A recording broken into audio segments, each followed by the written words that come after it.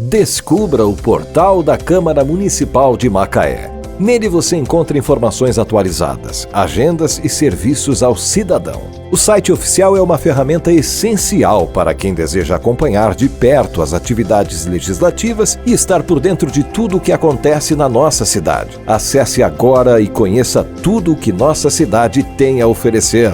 O portal da Câmara Municipal de Macaé é um espaço dedicado à transparência e à prestação de serviços, facilitando o acesso a informações e promovendo a participação cidadã. Não deixe de visitar e explorar todas as funcionalidades disponíveis.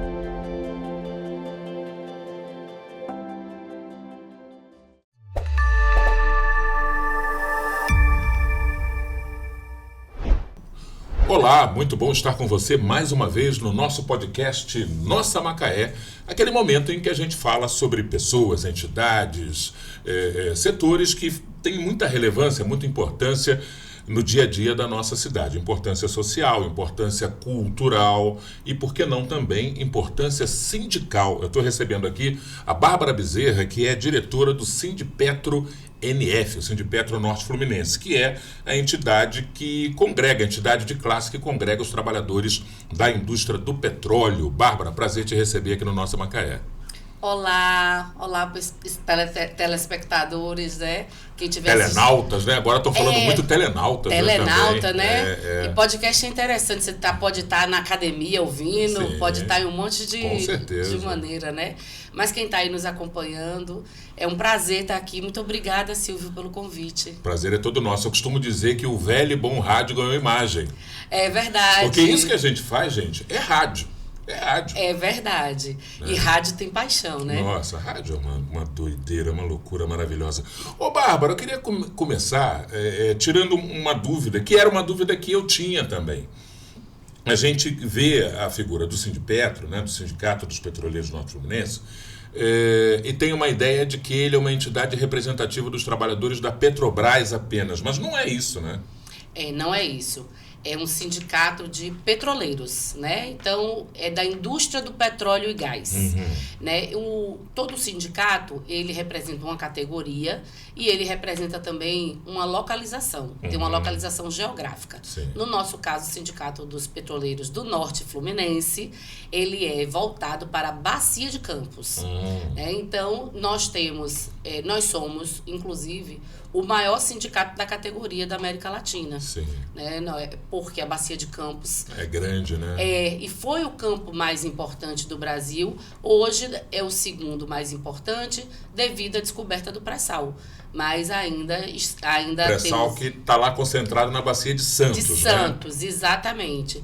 Aí, de falar de petróleo, só para a gente ter ideia, o primeiro poço da Bacia de Santos, do pré-sal, ele é explorado pela Bacia de Campos. Olha só. Né? Então, só para a gente entender que tem uma geografia diferente, mas a indústria do petróleo e gás ela é muito misteriosa, né? Porque a gente está com... Eu tenho uma plataforma, mas eu tenho oleodutos e gasodutos que nos fazem estar conectados de maneiras muito diferentes, né? Então, a Bacia de Campos, com a sua importância, nós representamos a região. E aí, nós representamos, além dos trabalhadores da Petrobras, mais cerca de 24 outras empresas, né, que é o que a gente chama de setor privado. Né? O pessoal usa, às vezes, um termo, os terceirizados, e a gente reforça bem. Não são terceirizados. É mão de obra especializada também na indústria de petróleo e gás. Né? A gente tem grandes empresas como Halliburton, Baker, SLB, GT Química, que são empresas com a mão de obra especializada. Então, nós representamos cerca de 24 outras empresas além da Petrobras. Que são empresas de setores diversos dentro da cadeia produtiva do petróleo. Exploração, perfuração, logística, transporte. Até os de transporte também entram nesse pacote? Não, excelente pergunta, Silvio. Entram os trabalhadores direto da indústria de petróleo e gás. Da produção. Aí vai ter aquela classificação. Essa empresa está classificada como o quê? Por exemplo, tem empresas que prestam serviço dentro do terminal de Carbiúnas. E lá a empresa está contratada como uma empresa de manutenção. Então, ela pode estar representada por outro sindicato. Sim. Agora, uma empresa como a Baker, como a SLB, não, são empresas direto da indústria de petróleo e gás. Então, a gente vai ter que estar a codificação de a que essa empresa está prestando serviço, né? Qual a atividade fim dessa empresa. Então, provavelmente, transporte, logística, a gente não consegue representar. Vou até te dar um exemplo bem próximo, que a gente teve uma situação recente aqui na Bacia de Campos, de uma greve do pessoal da hotelaria offshore. Né? Foi até mais ou menos recente, não é? Bem recente. Tivemos um questão de movimento, alimentação. houve uma precarização na forma de contratação dessas empresas nos últimos anos. Mudaram a Petrobras, mudou a forma de contratação, né? Em vez de contratar pessoas, passou a dizer, eu contrato um serviço. E esse serviço era o menor valor. Ganha aquele que vai lá no pregão, bota o menor preço. Isso, né? a licitação, o menor preço chega. Então, quando eu contrato por menor preço, eu não tenho garantias de execução. Com e certeza. começou a ter vários problemas gravíssimos. Tivemos uma DTA a bordo, mais de uma, né? Mas a última, tivemos 21 pessoas com gastroenterite a bordo, porque consumiram alimentos estragados. Tivemos a precarização mesmo, o contrato dessas pessoas com um salário abaixo do esperado, sem plano de saúde, condições de trabalho péssimas, mão de obra não qualificada, enfim. E esse conjunto de precarização começou a dar muitos problemas, além dos acidentes do trabalho, além de muito assédio moral, de muitas queixas, e foi organizado um movimento. O sindicato deles, eles não podem ser representados por nós, porque é hotelaria. Mas nós, como solidários em categoria, nós apoiamos o sindicato deles, né? Emprestamos nosso espaço físico, demos apoio de estrutura para que as assembleias foram feitas dentro do nosso sindicato, né? E fosse concretizada a greve, que foi um sucesso, visto que a gente já terminou avançando, conseguiu, por exemplo, o retorno do plano de saúde para todos e com dependentes, né? Houve melhoras de cardápio, houve acréscimos não houve ainda a melhoria que a gente acredita, porque tem que melhorar a forma de contratação. Mas sanada algumas... Você tem que mexer lá na raiz do problema, que é o modelo de contratação, né? Exatamente. Mas é bem legal o que você perguntou, porque eu não vou ter uma produção de petróleo e gás responsável sem uma alimentação e uma hotelaria adequada, né? Imagina, quando eu estou lá na plataforma, não tem janta, eu vou fazer o quê? Vou fazer um iFood? Se você não tem condições de tomar um banho legal, não tem uma roupa lavada... Exatamente, não tenho troca de cama, de roupa de cama, não tenho condições de um bom descanso, porque se eu não tiver uma boa higienização nos camarotes, eu não vou ter um bom descanso, né? E toda a plataforma também, ela funciona 24 horas, eu não tenho essa parada. É turno, né? Você vai trocando pessoas, né? Um grupo trabalha de 7 às 19 e outro das 19 às 7. Então, eu não posso ter falhas. Eu vou passar a noite sem comida. Ou então o pessoal sem dormir. Enfim, então... mas aí os sindicatos conversam. Então, mas a gente não pode representar, por exemplo, a hotelaria. Ou quem estiver sobre um contrato que seja, às vezes, ligado ao grupo de metalúrgico, às vezes à construção civil, às vezes a outros serviços também, até serviços de comércio, eles colocam. Eu acho que a gente deveria ter uma maneira de conseguir representar todos que estão dentro, né? Vou até falar outra questão bem recente. Nós tivemos aqui no terminal de Cabiúnas também, em outubro, um acidente fatal numa obra de construção civil. Uma moça veio a óbito. Uma engenheira, né? Veio a óbito de uma maneira bem estúpida. E Mas um rolo compressor, algo caiu sobre ela, né? Um rolo compressor sem freio. E o grande problema é que não havia uma diferença de tráfego de máquinas e pessoas. Né? E isso, eu sou técnica de trabalho. Isso é questão de sinalização? Muito, sinalização e isolamento. Isso é básico em qualquer obra, em qualquer coisa. Isso não dá pra gente aceitar que a Petrobras desaprendeu. né? Mas aí, quando acontece a fatalidade, quem vai lá e faz o trancaço? É o Sindipetro NF. A gente foi lá e trancou o Cabiúna, já fizemos 3 mobilizações lá, porque a gente tem que exigir que, se eu estou com um acidente dentro do terminal, se eu tenho uma fatalidade, eu não posso dizer que é um caso isolado. Eu estou com um problema de segurança e saúde no local de trabalho. Portanto, o local tem que se responsabilizar, né? Então, por isso que a gente gostaria de representar ainda mais setores. Por exemplo, tem uma empresa aqui, não vou estar falando o nome, mas que por mais de uma vez deixou de pagar os trabalhadores, né? E a gente não representa esses trabalhadores, mas ainda assim a gente vai lá e faz o movimento, né? Para que o contrato seja cumprido e etc.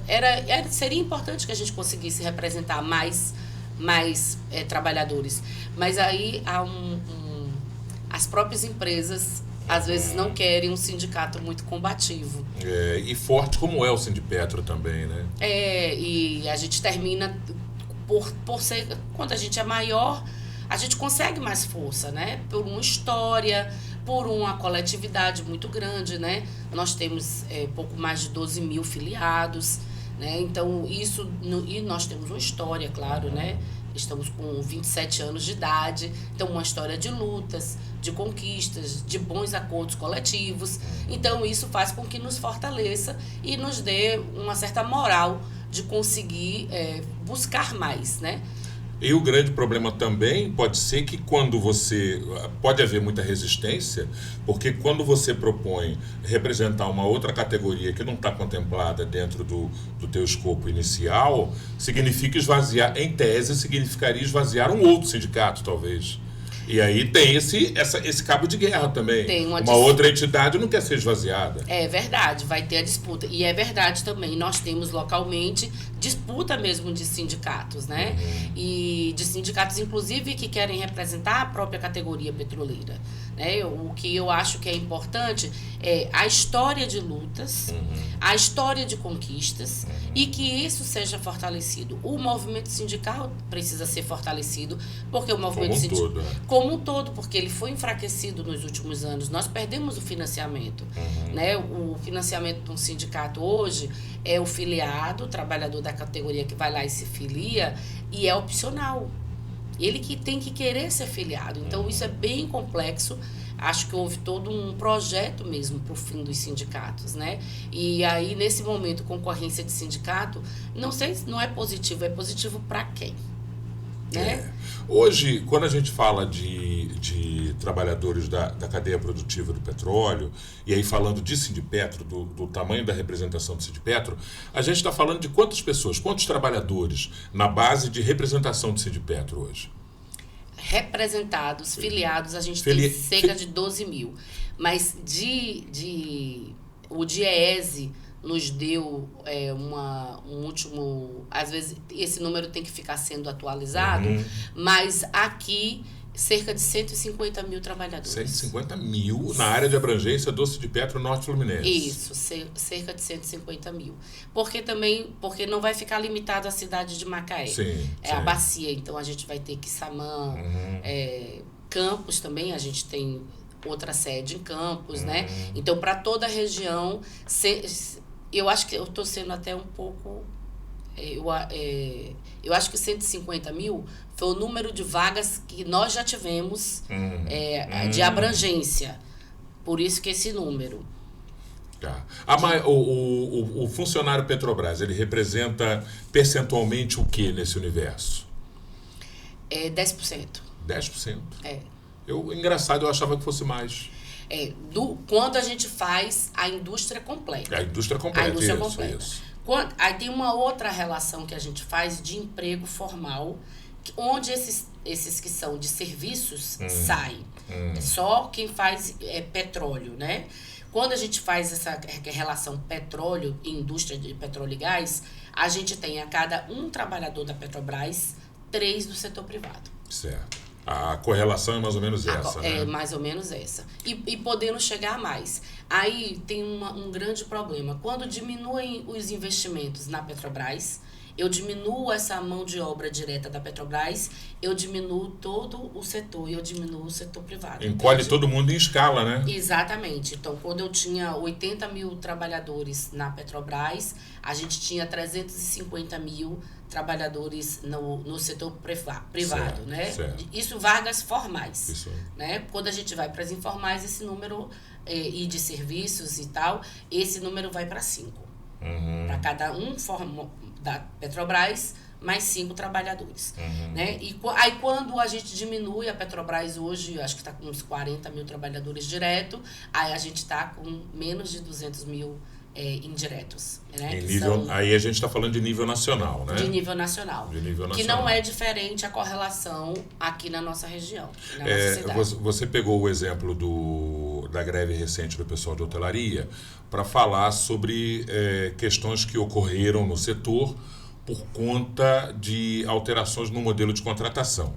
E aí, eu posso afirmar, posso aqui sugerir, que essa mudança no modelo de contratação teve a ver com aquela crise que começa lá em 2013, 20 centavos da passagem de ônibus, e aí vem o impeachment, vem questões ligadas à gestão da Petrobras, vem o governo Temer, vem uma crise em que o barril despenca lá de 130 para 19 dólares, e a gente viu muita gente perdendo emprego. Muitas pessoas sendo demitidas e recontratadas por valores, às vezes, 30% daquilo que elas ganhavam antes dessa crise. Foi isso, basicamente, que impactou nessa mudança de modelo de contratação? Essa tsunami que aconteceu no setor? Obrigada pela pergunta, pela oportunidade de falar. Olha, a gente não combinou, hein? Devia ter combinado. Se eu tivesse combinado, não tinha saído tão bom. Tem nome, sobrenome. Tudo que você falou está relacionado. O impeachment da Dilma, né? O golpe na Dilma, casado com a Lava Jato. Né? A Operação Lava Jato, ela foi uma operação que é importante a gente conversar sobre ela, porque as pessoas têm uma impressão que dizia assim, vamos combater a corrupção. Sim. Ela é muito maior do que ela vendia. Na verdade, ela dizia assim, tem um grande problema de corrupção. E precisamos combatê-lo. E nós vamos combater a corrupção. Certo. Qual foi o método? Eu concordo. Se tem corrupção, tem que ir atrás. Vamos combater. Agora, qual foi o método que a Lava Jato usou para combater a corrupção? Eu trabalhava em Urucu, na Amazônia, na época, né? Eu trabalhava numa obra com 400 pessoas. Trabalhavam nessa obra. E aí a Lava Jato chegou lá e disse, olha, quando vocês construíram esse gasoduto há 3 anos atrás, teve corrupção na construção dele. Portanto, para. Demite os 400 pessoas. Para tudo. Olha, vocês estão produzindo aí, no contrato anterior, teve corrupção. Demite todo mundo. Quer dizer, se eu estou querendo combater a corrupção, eu tenho que combater quem cometeu os crimes, e não os trabalhadores. Né? E vendia essa falsa questão de que não estamos combatendo a corrupção. Não foi combatida a corrupção. Eles pararam as obras, pararam a produção, e sim, teve um momento que aproveitou o casamento, que o barril estava com um preço muito baixo, e a gente passou a tem um grande problema. E a Petrobras, quando ela faz exploração, produção, transporte e venda, refina e vende, que a gente fala do poço ao posto, quando ela faz todo o ciclo, mesmo que eu tenha uma queda de barril, eu ganho no refino. E aí o que o Pedro Parente fez, que foi um presidente da Petrobras? No auge dessa época... Ele parou o refino, né? Ele mandou parar o refinar. Não, vamos comprar de fora. Isso. Porque vai ficar mais caro. É óbvio que fica mais caro. Sabe? Então, é muito importante a gente entender o quanto foi político isso. E o impacto em Macaé, ele é maior. Porque, claro, aqui é a princesinha do petróleo. Né? Então, todo mundo... Eu conheço... Eu trabalho em Macaé desde 2016. Mas todo mundo que eu conheço... na Bahia e tal, dizer, quer emprego, vai para Macaé. Isso. Em Manaus, eu trabalhava em Manaus. Você tá sem emprego? Não, eu vou para Macaé porque lá tem. Era assim, a gente sabia que era assim. Né? E de repente você tem essa diminuição, corte total de investimentos na Petrobras. Né? E venda de ativos, aqui a gente teve venda de diversas plataformas. Né? Você tem uma diminuição dessas vagas ofertadas e você já não tem mais essa garantia. Sabe, a cada um trabalhador da Petrobras, eu tenho 3 do setor privado, a Petrobras também fiscalizava esses contratos. Né? Então, esses contratos era ótimo ser contratado da Petrobras. Né? Os contratos eram ótimos. Eles passam a ter esse modelo de contratação totalmente transformado. E o objetivo era precarizar para vender. E aí chega de botar mais um pedaço de carvão nesse Brasil, que é o seguinte, e aí vem um novo modelo de relação trabalhista com uma tal contrato intermitente, carteira verde e amarela, que foi um negócio também para flexibilizar não no sentido de favorecer o trabalhador, mas flexibilizar no sentido da perda do que eu considero que foi perda do direito trabalhista. Olha, são 3 reformas nefastas. A administrativa, a previdenciária e a trabalhista. Isso. As reformas, elas não fazem bem ao trabalhador, aos trabalhadores. Então, ela não pode ser vista como algo positivo, porque não tem ninguém ganhando com elas. Quando eu não tenho pessoas empregadas, eu tenho vários problemas sociais que eu também não consigo dar conta. Que foi o que aconteceu em Macaé, né? Sim. A gente saiu, para você ter ideia, Silvio, em 2014, a gente chegava a ter em Macaé, eu acho que o auge foi isso, 150 mil pessoas trabalhando na indústria do petróleo e gás. Hoje, a gente chega a quase 50 mil. Só que eu não tive essa diminuição de produção. Eu não tive essa diminuição de produção toda, né? Para justificar 100 mil vagas a menos. Né? E começou a haver uma melhora com as térmicas que foram instaladas. Teve um reaquecimento aí um pouco, né? Que foi significativo, quase 20 mil vagas. Mas essas reformas, elas não fazem bem. E a previdenciária, ela ataca de uma forma os trabalhadores da indústria do petróleo e gás, porque ela mexe também com a aposentadoria especial. Né? Então, eu crio um ambiente caótico de trabalho. Em vez de ser uma indústria que, por ela ser mais cara mesmo, eu estou trabalhando com um produto mais caro, eu preciso de especialidades dentro dessa indústria, eu também pago melhor os trabalhadores. É óbvio. E é claro que eles aposentam mais cedo, porque estão expostos a muito mais riscos, né? A benzeno e etc. E tantos danos que ele precisa aposentar mais cedo. Não é especial porque é bonito, porque você é melhor. É especial porque é danosa. Né? Então, quando a gente tem essa arrancada de direitos, eu tenho um arranque também da natureza e da quantidade e da qualidade das vagas de trabalho. Isso resulta num ambiente hostil, né? Antes era uma indústria de sonhos para entrar, e a gente tem tentado reconstruir, mas nos últimos anos ela foi uma indústria muito ruim de trabalhar, difícil, com muitos acidentes e com muito assédio. Com uma alavancada de clima de assédio favorável a isso.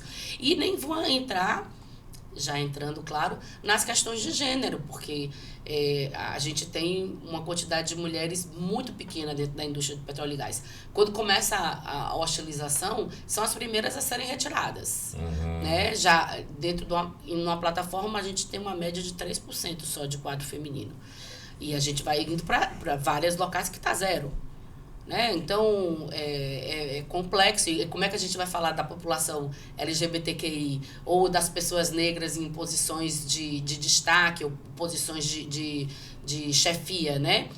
A gente fica num ambiente onde a gente não consegue fazer essa disputa devido a tantos ataques que têm a origem política e a origem na Lava Jato. Mas a gente tem conseguido reconstruir, e houve um anúncio recente, inclusive, do reinvestimento na Bacia de Campos, que é isso que a gente precisa. Né? Voltando os investimentos, a gente pode conseguir lutar para que a qualidade desse trabalho também volte. Teve esse anúncio e também teve um anúncio que eu acho que é interessante, que é da retomada num novo modelo, mas de uma retomada do investimento no Comperj, né? No complexo petroquímico lá em Itaboraí. O Comperj, sabe, Silvio, foi uma obra que ela foi paralisada pela Lava Jato. Sim. Daquelas que eu falei, eu trabalhava nesse mesmo setor, então ela foi paralisada. Você vê que em pouco tempo, quando ela é retomada, a gente já tem a maior unidade de processamento de gás da América Latina, porque o projeto já estava bem avançado.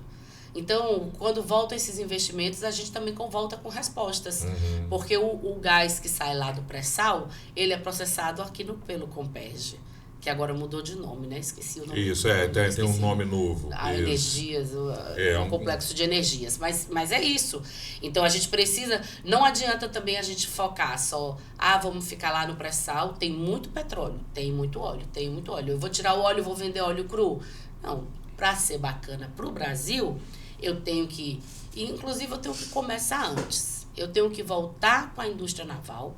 Eu tenho que voltar a construir navio. Porque quando eu construo os navios, além de ter muita empregabilidade, eu tenho know-how, tecnologia, eu tenho desenvolvimento de mão de obra, eu tenho desenvolvimento de conhecimento, eu tenho desenvolvimento da indústria metalúrgica, eu tenho toda uma cadeia, e essas pessoas vão e começa lá, eu construo a plataforma, ela produz, a gente refina, e aí a gente tem que voltar a ter os postos para vender também. Vou falar uma coisa rapidinho aqui sobre essa questão do Lava Jato, que é muito importante, e eu gosto sempre de frisar o seguinte, não é que eu não sou um anti-Lava Jato, não fui um anti-lavajatista, como a Bárbara falou. Se tem corrupção, tem que ir atrás da corrupção, tem que caçar o corrupto, o corruptor, e penalizar todo mundo na medida das suas ações. Agora, eu morava num bairro em Macaé, na época, que era um bairro novo e que construído ali com um certo padrão de casas e tal, que é o bairro Jardim Vitória, que todo mundo conhece. E que virou, de um dia para o outro, um bairro fantasma. Virou um bairro fantasma. Eu andava o bairro todo... e só tinha placa de vende se aluga. Na rua em que eu morava, metade, um pouco mais da metade das casas tinham placa de venda ou de aluguel. Por quê? Porque virou um bairro fantasma, porque as pessoas foram embora, porque perderam o emprego.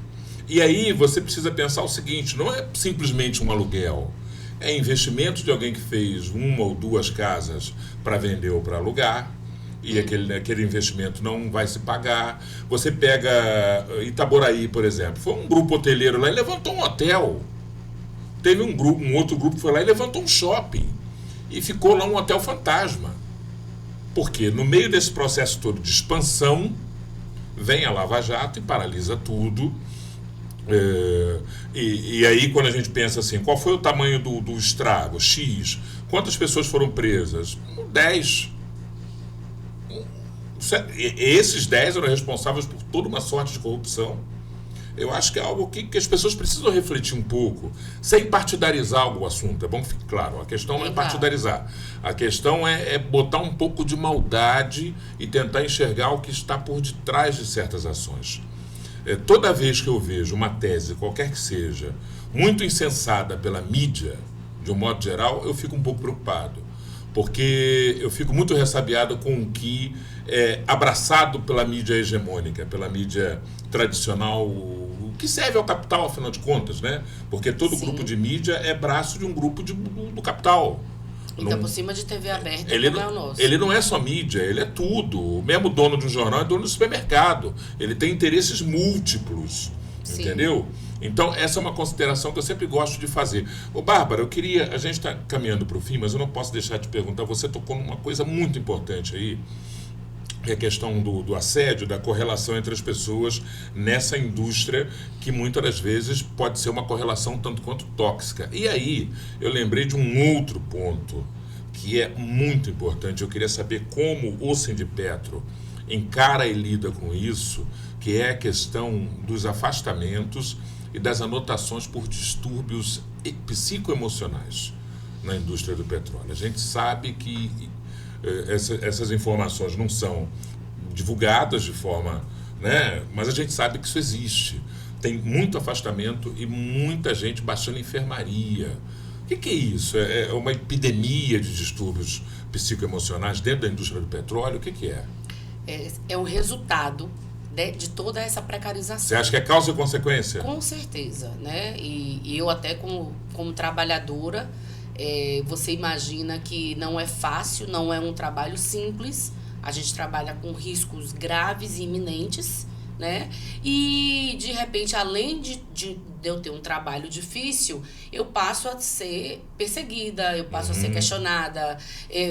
Tem um questionamento, você não pode ser filiado ao sindicato, tem essa perseguição, né? Não pode. E mesmo assim, em 2020, a gente fez uma grande greve, a segunda maior greve da história da indústria do petróleo nacional, né? Então, quer dizer, a gente está num lugar de luta e resistência. O que a gente observa? A gente acompanha os números. No ano passado, nós conseguimos construir uma lauda de pautas para combater o assédio moral e sexual, né? Depois de uma escandalização dos casos na imprensa, né, também, e nós juntamos 70 mulheres e fizemos essas laudas e conseguimos que entrasse no acordo coletivo de trabalho, né? E isso foi um grande avanço, porque a partir daí nós tivemos um fórum para discutir a violência no trabalho, né? Porque os dados são absurdos, né? Nós tivemos uma quantidade de suicídios, né? E que a gente não deve falar para não estimular, mas de uma forma que é muito sofrível para nós como sindicato, né? E a gente fica devastada, a gente recebe as notícias aos prantos e a gente não via uma mudança cultural dentro da companhia. Não posso dizer que isso não tenha acontecido nos últimos meses. Nós estamos vendo, sim, novos programas, mas uma vontade de mudar a cultura. Já temos um resultado? Ainda não. Mas nós já tivemos avanços e o sindicato tem um papel fundamental de exigir. A gente quer os números. É um processo lento, né, Bárbara? Mas a gente quer os números, a gente quer acompanhar, a gente quer os casos que entrem para a transparência e a gente quer que os métodos sejam discutidos conosco. Certo. Estão sendo.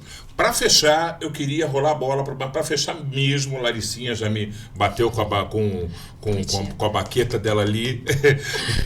Super Laricinha. Maestrina. No nosso backstage aqui, a maestrina que rege os microfones e as câmeras aqui.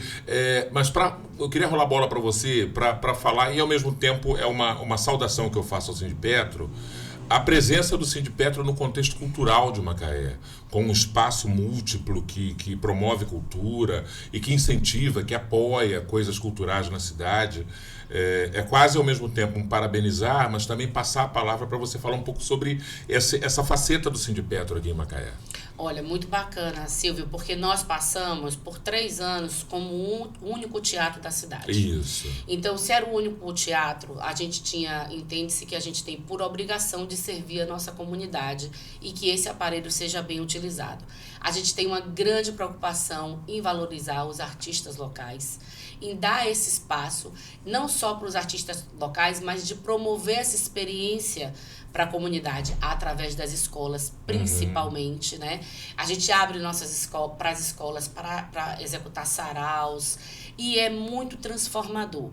Nós fizemos agora em novembro um grande festival de artes negras, tivemos uma exposição das Iabás, tivemos peças de teatro fantásticas, além do Festival Carucango, né? Com palestras, né? Palestras, rodas de conversas e a gente quer ser esse espaço onde a comunidade pode entrar, porque não existe sindicato isolado da comunidade, né? Nós temos que estar integrado e a gente tem que pensar que nossa categoria, eles fazem parte de um contexto. Então, esse contexto social, ele tem que ser saudável e a gente tem que entender também que cultura é educação, mas também é revolução. Não vai ter transformação social sem valorização da cultura e sem redemocratização da cultura. Com certeza. Eu quero agradecer muito a Bárbara Bezerra, diretora do Sindipetro NF, Sindipetro Norte Fluminense, essa entidade que faz um trabalho super bacana, sindical e acima de tudo, eu diria que social, comunitário. Acho que essa é a palavra, comunitário. Tem um teatro maravilhoso, um espaço sensacional. Bárbara, obrigado pela tua presença, parabéns pelo trabalho no Sindipetro. Em breve, com certeza, a gente vai estar conversando aqui de novo, mais sobre cultura, sobre o viés sindical do Sindipetro. O convite já fica feito, tá bom? E parabéns por esse trabalho. Lembrando, o Sindipetro tá nas redes sociais, não tá? Tá nas redes sociais. Instagram, Sindipetro NF, Facebook. Instagram, Facebook. Pode nos procurar, tem muita informação bacana também. Eu que agradeço o espaço. É muito legal poder falar de uma forma mais natural, né, do sindicato. E o nosso objetivo é esse, é ser um sindicato social. Acima de tudo. Muito bom. Gente, é isso aí. Esse é o Nossa Macaé, o podcast em que a gente fala sobre iniciativas bacanas e trabalhos importantes que são realizados na nossa cidade. Conheça o Sindipetro, mas também faça com que os seus amigos, seus parentes, pessoal do trabalho conheçam esse podcast, compartilha com eles. Se você não é assinante do canal TV Câmara, passe a ser assinante, ativa lá o sininho, que é pro algoritmo, aí, essa coisa fantasmagórica chamada algoritmo do YouTube. Entregue esse conteúdo para mais e mais pessoas e com isso você vai sabendo um pouco mais aqui sobre os podcasts do canal TV Câmara. Temos um encontro marcado na nossa próxima edição. Um forte abraço e até lá!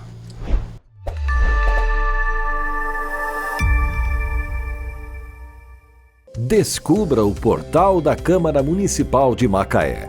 Nele você encontra informações atualizadas, agendas e serviços ao cidadão. O site oficial é uma ferramenta essencial para quem deseja acompanhar de perto as atividades legislativas e estar por dentro de tudo o que acontece na nossa cidade. Acesse agora e conheça tudo o que nossa cidade tem a oferecer. O portal da Câmara Municipal de Macaé é um espaço dedicado à transparência e à prestação de serviços, facilitando o acesso a informações e promovendo a participação cidadã. Não deixe de visitar e explorar todas as funcionalidades disponíveis.